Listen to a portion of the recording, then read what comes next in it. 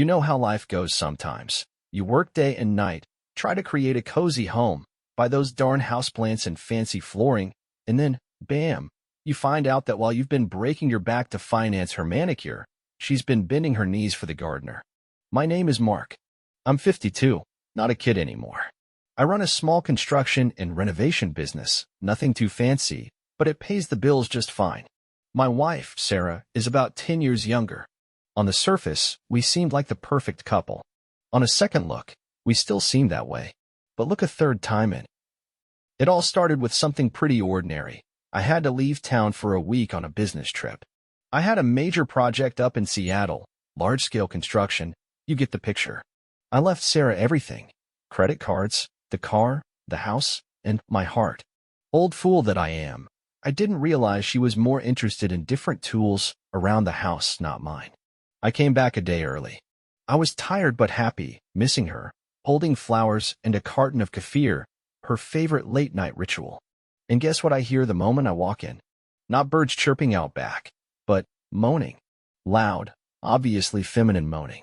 It was a warm spring night. The windows were open, acoustics perfect.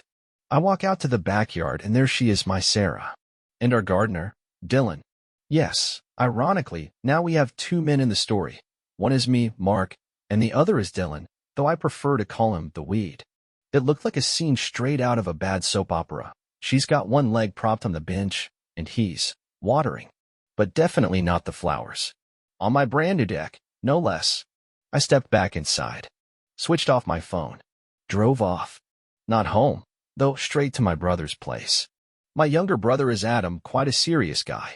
He's a former military man, now teaching safety and first aid at a local community college. The moment I walked into his house, he took one look at my face and said, "Her, huh?"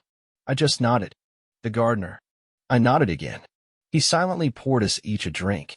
We downed them. "Well then," he said, wiping his mouth, "shall we get some payback?" And that's how our plan began. First, I hired guys from my own construction crew, pretending to be a brand new client. I ordered a complete backyard makeover in the place where they were sprouting. Sarah still thought I was out of town for work. There was no sign of the gardener, probably busy weeding someone else's yard.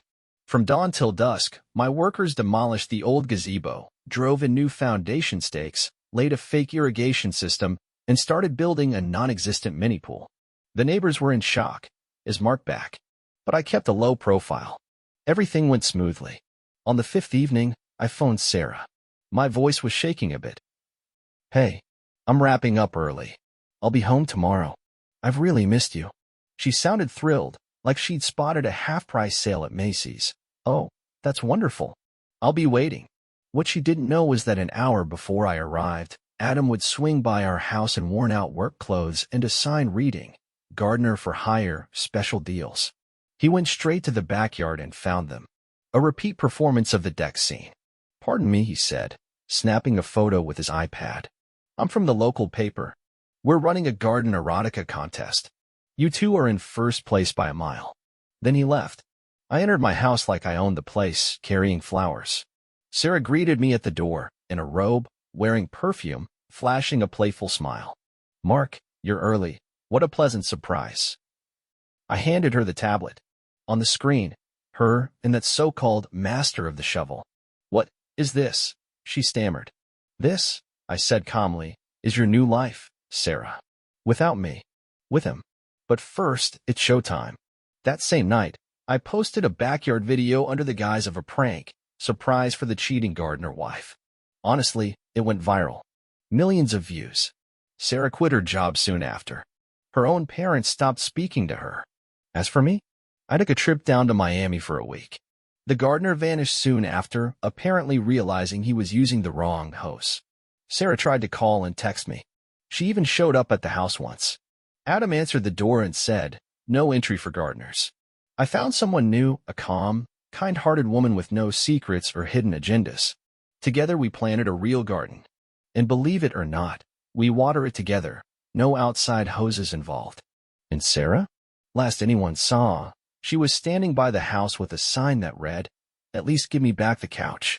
But as my brother once said, never plant weeds. Only without the flowers. After everything blew up, I assumed life would settle back into a comfortable routine. I'd catch myself replaying memories as if flipping through faded photographs. There I am, gazing fondly at Sarah on our wedding day. There she is waving goodbye during my first overseas trip. There I am buying her a new kitchen set, because the old one isn't chic anymore. The memories rushed in like waves, each one crashing against the shore of my pride, leaving a bitter, salty residue. But I told myself that phase was over. Little did I know, life can still throw unexpected curveballs. My new companion, let's call her Claire, is far more gentle and caring than Sarah ever was. At first glance, she doesn't come across as some ravishing beauty queen. She's just a pleasant woman in her early 40s, with good posture and a neat shoulder-length haircut. But there's a certain inner radiance about her, something that any drama queen would envy. In her eyes, I see calm and empathy. I'd been missing that for so many years. And, truth be told, she loves gardening, too.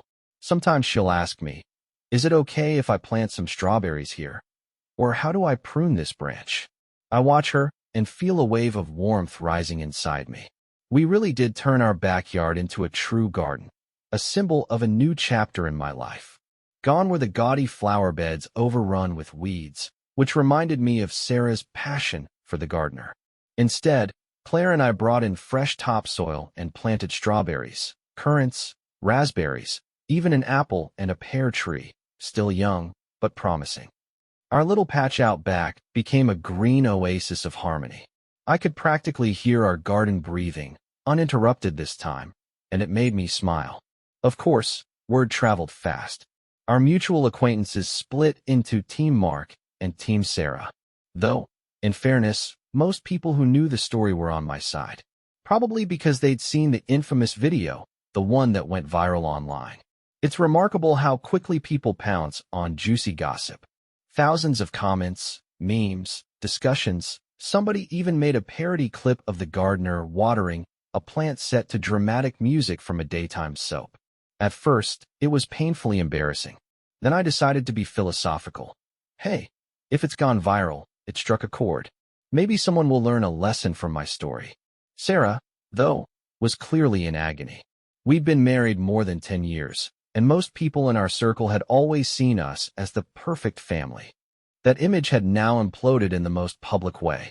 She tried to spin the narrative, that I ignored her, that our intimacy was dull, that I was too obsessed with work. Maybe some of that was partially true, but cheating is still cheating. That, I can't forgive. After the grand premiere, Sarah went underground for a while, but a couple of months later, she popped back up. Mutual friends mentioned she'd rented a small apartment in a sketchy part of town because I kept our suburban home for myself. Legally, it was a tangled mess, but I managed to maneuver so the house remained mine. Sarah tried to file for divorce and demand half our assets, but my lawyer pointed out that her documented infidelity gave her next to no leverage. I didn't set out to ruin her financially. It just worked out that way. She'd been so sure she'd take half, but she forgot about the video, the photos, and the many witnesses. Eventually, Sarah called me. I recognized the number, assuming it was about some leftover divorce detail. Instead, she spoke softly, haltingly. Mark, I don't know what came over me. I never meant to hurt you. Maybe I was just bored, and Dylan was, well, right there. I'm sorry. Please forgive me. I went silent, my insides turning to ice. I remembered the countless times I tried to talk things out before, only for her to dismiss me with "don't ruin my mood." But I had nothing left to say. I hung up. She bombarded me with texts and social media messages. I need you. I'm lost without you. Forgive me, take me back. For someone who'd publicly humiliated me, she seemed strangely unashamed to beg. Sometimes, I almost felt sorry for her, until I remembered that day on the deck, the sounds echoing in my head, the blow to my pride, and the pity evaporated. Meanwhile, life moved on. My business kept going. Thankfully, plenty of customers still came knocking. Some had apparently learned about my fame from the viral video and wanted to hire the renovation guy from YouTube. Oddly enough, it boosted my profile. Claire would ask, "Doesn't it bother you that some people treat you like a walking meme?" And I'd laugh it off, saying, All that really matters is whether or not they pay. And so far, they do. Claire and I didn't rush into anything crazy, but we also didn't hide from one another. I'd been burned once, so I tried to be open about everything. My childhood, my parents, my previous marriage, my own shortcomings. She listened, asked thoughtful questions, and seemed genuinely interested in the little details, like how I first learned the ins and outs of construction materials, what my first car was, or why I sometimes use weird expressions. We had our own unique chemistry. Sometimes we'd walk around town and grab pastries at a local cafe that served the best raspberry tarts. In those quiet moments, I felt like my life was finding a new flavor, like biting into a fresh, warm pie that's still steaming, maybe a bit too hot, but so delicious. No hidden agendas or drama this time. One day, while we were working in our garden, a car pulled up outside our fence. I peeked out and saw Sarah. She stood there, staring at our front gate, as if unsure whether to enter. Claire asked, "Who's that?" I told her honestly, my ex probably here to talk or cry or something. Claire simply nodded. She wasn't the type to start a fight or demand I kick Sarah out. "If you want to talk, go ahead. I'll stay here so we don't turn this into a spectacle." So I walked out to the gate. Sarah looked noticeably thinner, with dark circles under her eyes, and she seemed extremely nervous. "Mark, can we talk?" she asked. I nodded and invited her to sit on the little bench near our entrance. Deep down, I knew there was no going back, but I could sense she'd come for some kind of closure. Her words spilled out in disjointed fragments, apologies, regrets, talk of how hard it was to live without stability or me. She admitted that Dylan had run off a couple of weeks after their fling, just a freeloader, apparently. She claimed there was no grand plan to hurt me. Things just happened. The entire time she spoke, I thought, why are you telling me all this? Do you think I'll pity you enough to take you back? I stayed silent, and eventually she broke down in sobs, trying to hug me and beg me to remember the good times. I gently pushed her away. "Sarah, I can't change anything," I said calmly. "My feelings for you are gone. After seeing it with my own eyes, well, that's not something I can fix." She slumped forward, asking if we could at least remain friends. I realized I no longer felt anger, only indifference and exhaustion. "I don't know," I admitted quietly. "Maybe someday, years down the line, we'll talk without all the pain. But right now? No." She nodded and left, not even asking for money. It was as if she finally understood this was the real end. Claire had watched us from the window but didn't interfere. When I came back inside, she just asked, "All good?" I nodded. "It's over for sure now. I've drawn the line." She smiled and suggested we water the raspberry bushes together, and that simple, almost mundane gesture felt like the most honest thing in the world. Shortly after, we took a little trip, just the two of us, to a rustic lakeside campground with wooden cabins, where we could fish and forget about the city. I hadn't let myself properly unwind for ages.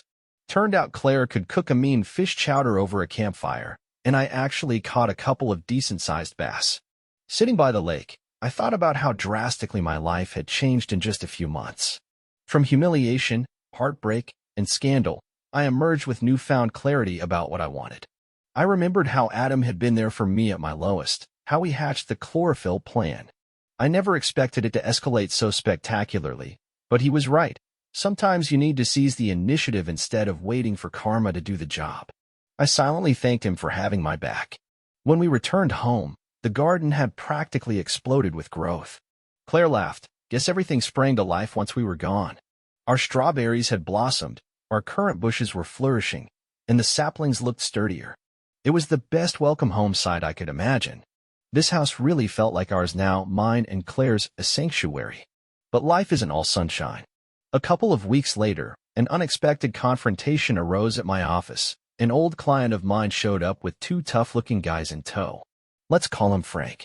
He claimed he had a damaging video that showed my construction crew doing shady business with building materials on his property.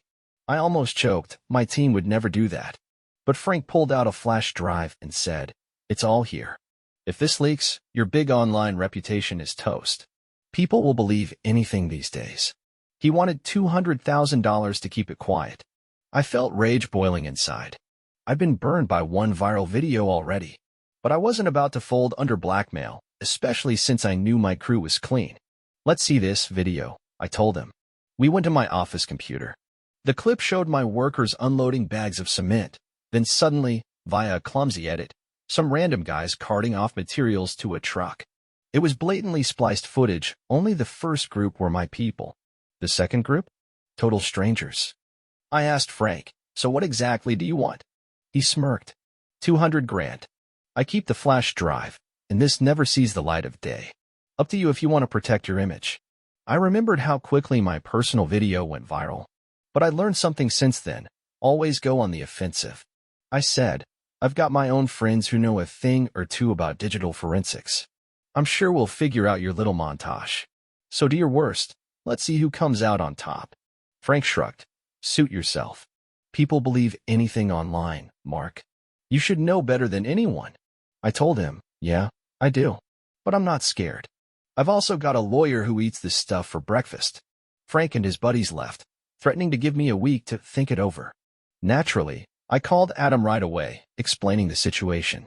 He calmed me down. Don't worry, we'll handle it. I've still got contacts who can help figure out where that video really came from. My pulse slowed. With him on the case, I felt safer. We did a thorough check of our own files, timestamped footage, receipts, logs of who entered each site. Nothing incriminating about my team, as expected. Frank had simply tried to exploit my viral fame to bully me into paying. But I wasn't about to let that happen. Sure enough, Adam's tech-savvy friend discovered digital fingerprints leading straight back to Frank's computer. Turned out he'd staged the second half of the clip using his own hard crew. Once we had that evidence, my lawyer prepared a countersuit, accusing him of slander and extortion. When Frank returned to my office a week later, I was ready, this time with my attorney and a running camera. I told him, look, we know your video's a fake. So if you want to press this, I'll hand everything over to the police. Then we'll see who's forking out money. Frank went pale, muttered about a misunderstanding, and left. Haven't heard from him since. The whole mess reminded me how random threats can pop up out of nowhere, but with the right allies and a firm stance, they can be squashed. Meanwhile, the divorce moved forward. Given the evidence, plus Sarah's very public affair, the court awarded me the house, the car, most of the assets. She got a modest sum to rent an apartment and start over if she chose. I felt a strange mix of sorrow and relief when I received the official notice that our marriage was dissolved. Over a decade of shared history was gone, leaving behind a swirl of heartbreak and scandal. But I suppose it was inevitable. Neither of us appealed, so it was final. Sarah sent me bitter messages. One day, you'll realize I was the best thing that ever happened to you, and you'll regret this. But they were just hollow words from a past I wasn't interested in resurrecting. My parents, after their initial shock, supported me. My mom said, Mark, the important thing is you didn't stoop to her level. Your conscience is clear. My dad, in his gruff way, patted me on the shoulder. Could be worse, he muttered. At least you're not in jail. We'll get through it. I smiled, and soon we were all sitting around with warm cups of tea. Claire was there too, and I could see my parents genuinely liked her. To solidify this new chapter in my life, Claire and I decided to update the interior of the house. Not like I used to do with Sarah out of guilt or to patch things up, but as a fresh start for us. We picked new living room furniture, replaced the flooring on the patio, hung some airy curtains with a subtle floral design, and built a cozier gazebo in the backyard, right where the old rotted flower beds used to stand, and where I'd once found Sarah and Dylan. It became a quiet refuge for us, no more ghosts of betrayal. My construction firm kept thriving. My crew seemed to respect me even more for standing up to blackmailers and sorting out my personal life. I still reminded them about staying honest.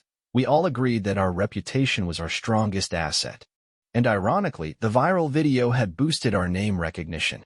Customers wanted that mark from YouTube, and we were happy to oblige, ethically, of course. Some months later, a big contract landed in my lap, renovating an aging countryside lodge for a wealthy client. The money on the table was huge, a chance to grow the business significantly. Claire encouraged me. Go for it. I'll help with design. I have a few ideas for a garden layout. So that's exactly what we did. I brought Adam on board for extra manpower, and Claire took on the role of design consultant, especially for the outdoor spaces. We envisioned a serene garden and a small pond near the lodge, something that might let guests unwind in nature. It felt symbolic to me. We were literally creating new gardens, not tearing up old flower beds in a petty war. And it was profitable, too. Success followed. The lodge renovation proceeded smoothly. The client was thrilled, and I occasionally found myself wondering, could someone try to blackmail me here? But I learned to keep meticulous documentation and install security cameras. No more easy openings for crooks. Adam continued teaching, lending me a hand whenever I needed. He often joked that my life had become more dramatic than his old military missions. But hey, he'd say, look at you now. A viral scandal, a new love, a business expansion, plus some shady blackmail attempts, better than a Hollywood screenplay. We both laughed, but inside, I was grateful for his unwavering support. And the moral is simple. Don't be afraid to start over if someone betrays you and your world seems to crumble. Sometimes those ruins can form the foundation of something better, be it a stable business or a flourishing garden of genuine love. Sure, it takes courage and time, but it's worth it. I gazed around my evolving life and saw proof it could happen. Sarah's name cropped up now and then through mutual friends. Some said she had a new boyfriend. Others said she was lonely and complaining that I'd destroyed her life in the cruelest way. But people knew how she behaved. There was little sympathy. I occasionally wondered whether she'd ever learn her lesson, but that was no longer my concern. Each of us follows our own path. I preferred mine far away from the weeds of the past. Eventually, Claire and I decided to get married. We skipped the flashy ceremony, opting for a simple registration with close family and friends. Adam stood by my side as the best man, while one of Claire's childhood pals flew in from out of state to be her bridesmaid. The day was intimate yet deeply moving. As I said, I do, my hands trembled, not from fear, but from joy. Claire looked equally nervous, her eyes glowing. After the official bit, we hosted a small reception in our very own backyard, in the cozy gazebo we'd built over the site of so many painful memories. Now it was a place of love and laughter. Afterward, once we'd cleaned up and the guests left, Adam stayed behind. He raised his glass of wine and said, "I'm proud of you, bro. You have your real garden now, made of both plants and good feelings. You've earned it. And remember, if you ever need me, just call." I thanked him. The three of us sat quietly near the gazebo, listening to crickets chirp in the warm evening air. And so, that's where this story ends, or really, where my new life begins. I learned that it doesn't matter how old you are. You can always start again if you have to. All that matters is having someone by your side who's willing to share the watering can, face storms alongside you, and celebrate each new sunrise. As for the weeds, be they unfaithful spouses, con artists, or spiteful gossip mongers, let them drift away. Don't allow their roots to burrow deep into your heart. And yes, as my brother wisely put it, don't plant weeds, they'll just come back to haunt you, without any flowers in sight. We, on the other hand, planted an orchard, figuratively speaking. And our trees, like our relationship, keep growing stronger every day under the sun. Love is like a garden. Water it with sincerity. And if someone else comes sniffing around, don't be afraid to grab your hoe and your pride. That's the end of our story. We hope you enjoyed it. Don't forget to subscribe and leave a comment. Your feedback means a lot to us.